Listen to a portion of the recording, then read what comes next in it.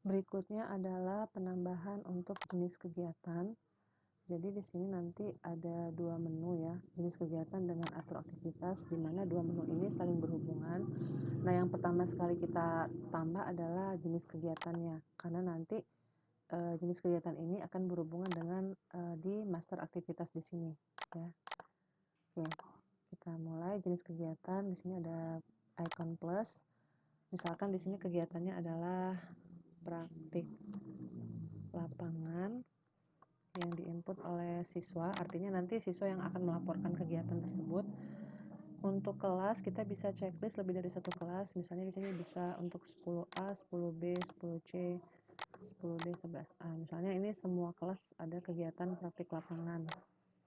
Nah, jangan lupa ini ada form tentang target nilai, baik itu per minggu, per bulan, atau per semester, harus diisi supaya nanti tidak ada error nol.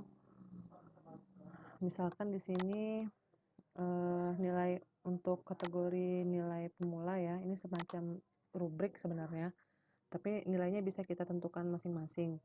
Jadi ketika siswa itu posting satu kegiatan, kita bisa menentukan besarnya bobot kegiatan tersebut, misalnya dapat poin 1. Jadi untuk nilai pemula misalnya dia sudah melakukan 10, nilai berkembang misalnya dia 20, ini hanya permisalan aja ya, mahir 30, sedangkan istimewa misalnya di sini 40. Oke. Artinya nanti ini akumulasi poin kegiatan yang sudah dia posting. Oke, kita save.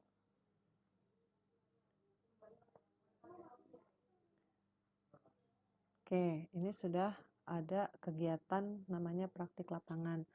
Ini pun bisa kita edit ya, kalau mau ada perubahan mengenai bobot nilainya. Tapi kalau untuk nama kegiatan, ya sepertinya nanti jangan sering melakukan perubahan ya, supaya nanti tidak ada kebingungan ya di siswanya sendiri. Oke, setelah itu kita bisa melakukan atur aktivitas. Nah, nanti ini akan muncul kegiatan praktik lapangan yang tadi kita sudah tambahkan, baru kita bisa menambahkan aktivitas. Jadi maksud dari master aktivitas di sini adalah jenis aktivitas yang lebih detail dari kegiatan lapangan itu apa saja yang akan dilakukan penilaian. Nah, ini ada tipe inputnya, kita bisa pilih apakah mau menggunakan foto atau hanya checklist yes atau no. Misalnya kita ingin menggunakan foto ya sebagai bukti validnya. Nah, jenis aktivitasnya misalnya praktik lapangannya itu adalah apa ya? Ya, misalkan kunjungan industri.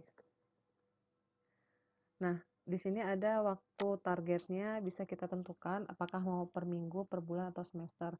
Nah, ini nanti disesuaikan dengan akumulasi nilai yang tadi ya. Apakah mau dihitung per minggu, per bulan, atau per semester. Misalnya kita hitungnya per bulan aja dulu.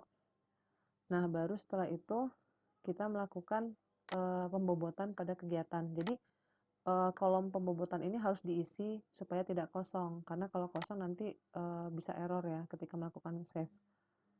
Nah, misalnya ini ada keterangan kelasnya. Jadi ini untuk masing-masing kelas yang melakukan kunjungan industri, misalnya tadi ada kelas. Oke, ini adalah penamaan kelas sesuai dengan tingkatnya. Jadi misalnya tadi ada kelas 10, kemudian di sini ada kelas 11. Nah, ini ada settingan mengenai bobot. Bobot untuk kelas 10 ya. Jadi ada pilihan dia diingatkan mandiri, kemudian targetnya ini mau sampai berapa skornya. Nah, misalkan untuk target yang diingatkan itu poinnya itu hanya 1, sedangkan untuk mandiri poinnya lebih besar ya 2. Nah, nanti ini ada pilihannya juga ya di aplikasi siswanya ketika mereka akan posting foto, apakah kegiatan itu diingatkan atau mandiri. Kemudian targetnya misalnya target nilainya adalah tadi kan kita targetnya sebulan ya. Nah, jadi dalam sebulan itu minimal siswa itu bisa mencapai berapa target. Misalnya di sini ada 10 ya, target 10 poin, berarti ada 10 kurang lebih ya. Kalau dia mandiri berarti untuk mencapai target 10 itu dia harus melakukan 5 kali kegiatan secara mandiri. Kalau misalnya dia untuk yang bobot diingatkan, untuk mencapai poin 10 ini dia harus melakukan 10 kali kegiatan yang diingatkan gitu ya.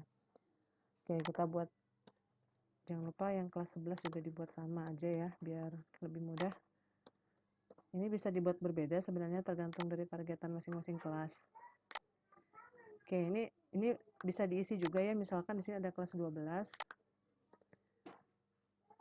Oke.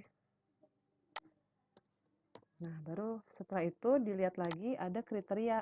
Jadi kriteria dari aktivitas ini ada penggolongannya, apakah termasuk kategori disiplin, tanggung jawab, peduli, sopan santun, dan jujur dan percaya diri. Nah, ini bisa kita checklist lebih dari satu ya.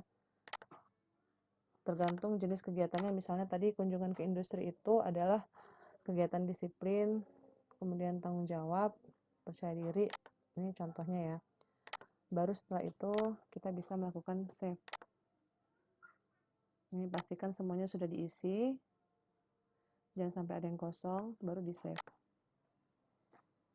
Nah, ini sudah berhasil melakukan penambahan jenis aktivitas kunjungan industri, di mana aktivitas kunjungan industri ini menginduk pada kegiatan praktik lapangan yang ada di jenis kegiatan ini tadi.